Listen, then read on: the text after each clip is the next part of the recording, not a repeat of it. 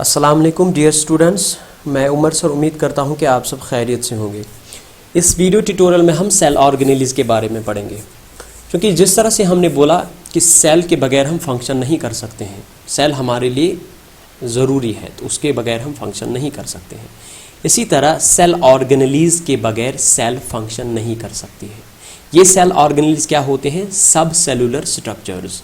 ये cell organelles cell के अंदर सब सेलुलर जो है स्ट्रक्चर्स होते हैं। ये छोटे छोटे स्ट्रक्चर्स होते हैं सेल के अंदर, जिनको हम सेल ऑर्गेनेलिज कहते हैं।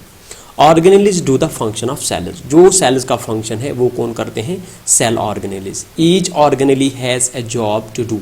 हर एक ऑर्गेनेली का अपना अपना काम होता है जो वो सेल के अंदर करते हैं। A cell contains a number of organelles. Cell के अंदर नंबर ऑफ ऑर्गेनेलीज होते हैं, बहुत सारे ऑर्गेनेलीज होते हैं, जैसे like mitochondria, plastids, endoplasmic reticulum, Golgi complex, lysosomes, microbodies, ribosomes. ये मैंने आपको सेल ऑर्गेनेलीज के नाम बताए जो सेल के अंदर प्रेजेंट होते हैं। अब इनमें क्या है? Some organelles function in close coordination with one another. कुछ ऑर्गेनेलीज है जो आपस में मिलजुल के काम करते हैं, जो इनका फंक्शन मिलजुल के होता है। और ये ऑर्गेनेलीज जो मिलजुल के आपस में काम करते हैं वो एक एंडोप्लाज्मिक रेटिकुलम है, गोल्जी कॉम्प्लेक्स है, लाइसोसोम्स है और वैक्यूल्स है। इन सेल ऑर्गेनेलीज का जिनका मैंने नाम बताया, ये आपस में मिलजुल के काम करते हैं और ये एक ग्रुप बनाते हैं। इस ग्रुप को हम नाम देते हैं एंडोमेम्ब्रेन सिस्टम। तो एंडोमेम्ब्रेन सिस्टम वो ग्रुप है जिसमें कुछ सेल ऑर्गेनेलीज मिलजुल के फंक्शन करते हैं सेल के अंदर। अब कुछ सेल ऑर्गेनेलीज है जो कि कोऑर्डिनेशन में काम नहीं करते हैं, जो कि जिनका फंक्शन कोऑर्डिनेटेड नहीं होता है।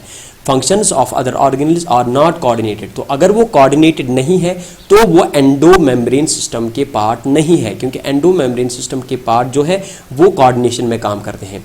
अब ये सेल ऑर्गेनेलीज जो कोऑर्डिनेशन में काम नहीं करते हैं वो एंडोमेम्ब्रेन सिस्टम के पार्ट नहीं है, और वो प्लास्टिड्स है, माइटोकॉन्ड्रिया है, पेरोक्सिसोम्स है और ग्लाइसोसोम्स है। ये मैंने आपको इनके नाम बताए जो कि कोऑर्डिनेटेड नहीं है, जो एंडोमेम्ब्रेन सिस्टम के पार्ट नहीं है। अब इनको हम सारे ये जो सेल ऑर्गेनेल्स है इनको वन बाय वन हम डिस्कस करेंगे। तो सबसे पहले हम बात करते हैं एंडोप्लाज्मिक रेटिकुलम की।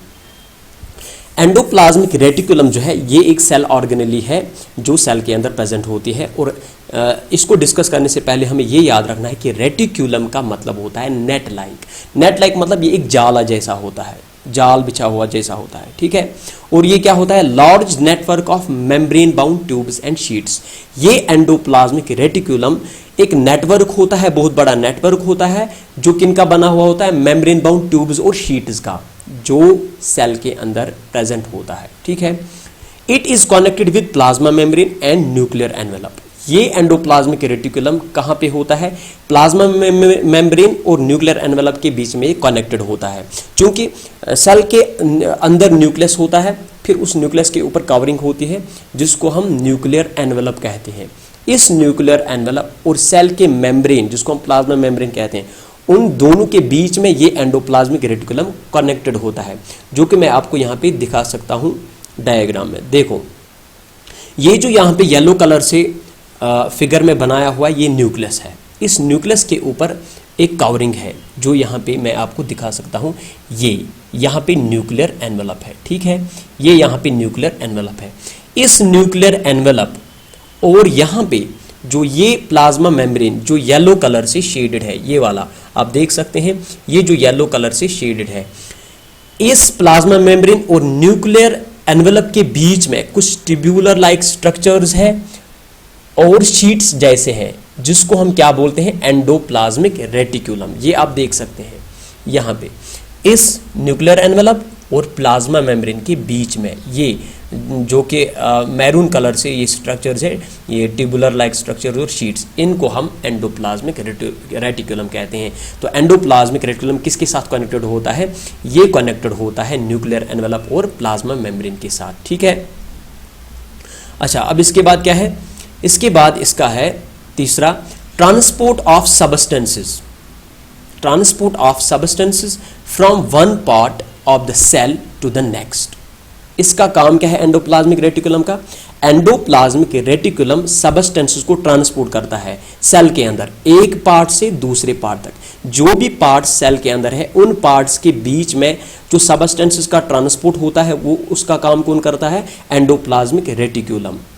तो इसलिए जो है इसको हम चैनल के नाम से भी बोलते हैं कि ये एक्ट करता है एज ए चैनल। किनके बीच में? दो पार्ट्स के बीच में, जिनके बीच में ये सबस्टेंसेस को ट्रांसपोर्ट करेगा, या ये सबस्टेंसेस को ट्रांसपोर्ट करेगा between the parts of cytoplasm या बिटवीन साइटोप्लाज्म एंड न्यूक्लियस। जो साइटोप्लाज्म और न्यूक्लियस के बीच में सबस्टेंसेस को का ट्रांसपोर्टेशन होता है वो एंडोप्लाज्मिक रेटिकुलम करता है।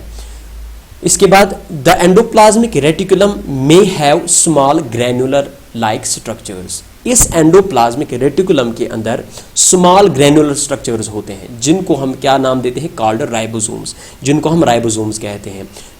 एंडोप्लाज्मिक रेटिकुलम के अंदर जो स्मॉल ग्रैन्युलर लाइक स्ट्रक्चर्स है उनको हम राइबोसोम्स कहते हैं। If an endoplasmic reticulum has ribosomes, अगर एंडोप्लाज्मिक रेटिकुलम के अंदर ये राइबोसोम्स है उसके सरफेसेस के ऊपर है, इट अपीयर्स रफ, तो वो सरफेस रफ बन जाता है जहां पे ये राइबोसोम्स प्रेजेंट होते हैं। So it is called rough endoplasmic reticulum, तो हम वहां उसको रफ एंडोप्लाज्मिक रेटिकुलम कहते हैं। तो रफ एंडोप्लाज्मिक रेटिकुलम वो है जिसके अंदर राइबोसोम्स प्रेजेंट है और राइबोसोम्स प्रेजेंट होने की वजह से इसका सरफेस रफ बन जाता है, इसलिए हम इसको रफ एंडोप्लाज्मिक रेटिकुलम कहते हैं। If there are no ribosomes, अगर राइबोसोम्स सरफेस पे प्रेजेंट नहीं है, इट अपीयर्स एज स्मूथ, तो ये स्मूथ बन जाता है इसका surface, and is called smooth endoplasmic reticulum, तो इसलिए हम उसको स्मूथ एंडोप्लाज्मिक रेटिकुलम कहते हैं। तो अब रफ एंडोप्लाज्मिक रेटिकुलम और स्मूथ एंडोप्लाज्मिक रेटिकुलम में फर्क क्या है? कि रफ एंडोप्लाज्मिक रेटिकुलम के अंदर राइबोसोम्स होते हैं जिनकी वजह से उसका सरफेस रफ बन जाता है, और स्मूथ एंडोप्लाज्मिक रेटिकुलम के अंदर राइबोसोम्स नहीं होते हैं जिसकी वजह से वो स्मूथ होता है उसका सरफेस, तो उसको हम स्मूथ एंडोप्लाज्मिक रेटिकुलम कहते हैं। तो अब ये राइबोसोम जो है, ribosomes are the protein factories. इन राइबोसोम्स को हम क्या कहते हैं? Protein factories. ये प्रोटीन सिंथेसिस इनका काम होता है, प्रोटीन्स को प्रोड्यूस करना। So rough endoplasmic reticulum is involved in the production of protein molecules. तो हम यहाँ पे ये कह सकते हैं कि जो रफ एंडोप्लाज्मिक रेटिकुलम है इसका काम है प्रोटीन मॉलिक्यूल्स को प्रोड्यूस करना। क्यों? क्योंकि जब रफ एंडोप्लाज्मिक रेटिकुलम के साथ राइबोसोम्स है तो राइबोसोम्स का काम है protein synthesis, hence we can say rough endoplasmic reticulum produces protein molecules. अच्छा, तो रफ एंडोप्लाज्मिक रेटिकुलम का काम है प्रोटीन मॉलिक्यूल्स को प्रोड्यूस करना। फिर स्मूथ एंडोप्लाज्मिक रेटिकुलम का क्या है? Smooth membranes of the smooth endoplasmic reticulum, जो स्मूथ मेम्ब्रेन्स है किसके? स्मूथ एंडोप्लाज्मिक रेटिकुलम के, has enzymes embedded in them, इनके अंदर एंजाइम्स होते हैं जो कि जमा किए हुए होते हैं, ग्रुपिंग के अंदर होते हैं, एम्बेडेड होते हैं। These enzymes can produce lipids, और ये एंजाइम्स प्रोड्यूस करते हैं लिपिड्स। ठीक है, अब रफ एंडोप्लाज्मिक रेटिकुलम प्रोड्यूस करता है प्रोटीन मॉलिक्यूल्स और स्मूथ एंडोप्लाज्मिक रेटिकुलम प्रोड्यूस करता है लिपिड्स। ठीक है, दीज प्रोटीन्स एंड लिपिड्स, ये प्रोटीन्स और लिपिड जो है प्रोड्यूस एंजाइम्स एंड हार्मोन्स। जो सेल के अंदर जो हार्मोन्स और एंजाइम्स बनते हैं वो यही प्रोड्यूस करते हैं। कौन? प्रोटीन्स और लिपिड्स। जो प्रोटीन्स एंडोप्लाज्मिक रेटिकुलम प्रोड्यूस करता है और जो lipid smooth endoplasmic reticulum produce करता है, ये दोनों प्रोड्यूस करते हैं एंजाइम्स को और हार्मोन्स को। तो हार्मोन्स और एंजाइम्स को प्रोड्यूस करने के लिए कौन रेस्पॉन्सिबल है? प्रोटीन्स और लिपिड्स। और ये प्रोटीन्स और लिपिड्स कहाँ से प्रोड्यूस होते हैं? प्रोटीन्स प्रोड्यूस होते हैं एंडोप्लाज्मिक रेटिकुलम से और लिपिड्स प्रोड्यूस होते हैं स्मूथ एंडोप्लाज्मिक रेटिकुलम से। ठीक है, रफ एंडोप्लाज्मिक रेटिकुलम प्रोड्यूस करता है प्रोटीन्स को, स्मूथ एंडोप्लाज्मिक रेटिकुलम प्रोड्यूस करता है लिपिड्स को, और ये दोनों प्रोटीन्स और लिपिड्स प्रोड्यूस करते हैं एंजाइम्स को या एंड हार्मोन्स को। 10, तो हम यहाँ पे ये कह सकते हैं endoplasmic reticulum is responsible for biochemical activities. जो सेल के अंदर केमिकल एक्टिविटीज होती हैं उसके लिए रेस्पॉन्सिबल है एंडोप्लाज्मिक रेटिकुलम। क्यों? क्योंकि एंडोप्लाज्मिक रेटिकुलम का काम है ट्रांसपोर्टेशन करना सबस्टेंसेस को एक पार्ट से दूसरे पार्ट तक, और एंडोप्लाज्मिक रेटिकुलम का काम है प्रोटीन सिंथेसिस का, और एंडोप्लाज्मिक रेटिकुलम का काम है लिपिड्स प्रोड्यूस करना। तो हम यहाँ पे ये कह सकते हैं कि एंडोप्लाज्मिक रेटिकुलम रेस्पॉन्सिबल है बायोकेमिकल एक्टिविटीज के लिए। Some of these proteins and lipids help in building the cell membrane. इन जो है प्रोटीन्स और लिपिड्स ये हेल्प करते हैं, मदद करते हैं सेल मेम्ब्रेन को बिल्डअप करने के लिए। ठीक है, ये प्रोटीन्स और लिपिड्स सेल मेम्ब्रेन बनाने के लिए मदद करते हैं। ये सेल मेम्ब्रेन बनाना, इसको बिल्डअप करना, ये जो प्रोटीन्स और लिपिड्स का काम है, इस प्रोसेस को हम नाम देते हैं मेम्ब्रेन बायोजेनेसिस। ठीक है, मेम्ब्रेन बायोजेनेसिस कौन सा प्रोसेस है? जिस प्रोसेस में ये जो प्रोटीन्स और लिपिड्स मदद करते हैं सेल मेम्ब्रेन को बनाने में। ठीक है, तो यहाँ पे हम मेम्ब्रेन बायोजेनेसिस को इस तरह से जो है डिफाइन कर सकते हैं। क्योंकि बायो का मतलब होता है लाइफ और जेनेसिस का मतलब होता है क्रिएशन। तो जब यहाँ पे ये क्रिएट करता है प्लाज्मा मेम्ब्रेन को, जब ये यहाँ पे क्रिएट करता है सेल मेम्ब्रेन को, तो ये सेल मेम्ब्रेन सेल को प्रोटेक्ट करता है, इसको सपोर्ट देता है, मतलब इसकी लाइफ के लिए रेस्पॉन्सिबल है। तो इसके लिए जो प्रोसेस है, जिस प्रोसेस में प्रोटीन्स और लिपिड्स हेल्प करते हैं इस सेल मेम्ब्रेन को बिल्डअप करने में, इस प्रोसेस को हम मेम्ब्रेन बायोजेनेसिस कहते हैं। और ये एंडोप्लाज्मिक रेटिकुलम जो है, endoplasmic reticulum number varies from cell to cell. In किस सेल के अंदर कितने नंबर में एंडोप्लाज्मिक रेटिकुलम है, ये डिपेंड करता है फंक्शन, कि सेल का फंक्शन कैसा है, इसको कैसे फंक्शन करना है।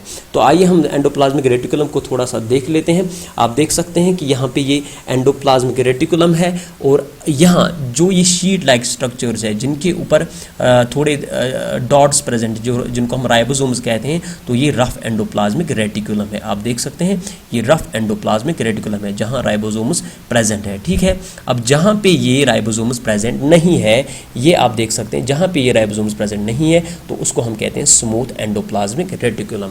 ठीक है, तो मैं उम्मीद करता हूं कि जो मैंने यहाँ आपके साथ शेयर किया, इसमें जितने भी पॉइंट्स मैंने आपसे डिस्कस किए, उम्मीद करता हूं कि आपने वो समझे होंगे। बाकी हम इसके बाद बाकी सेल ऑर्गेनेल्स को अगली वीडियो में डिस्कस करेंगे। अस्सलाम वालेकुम, थैंक्स अ लॉट।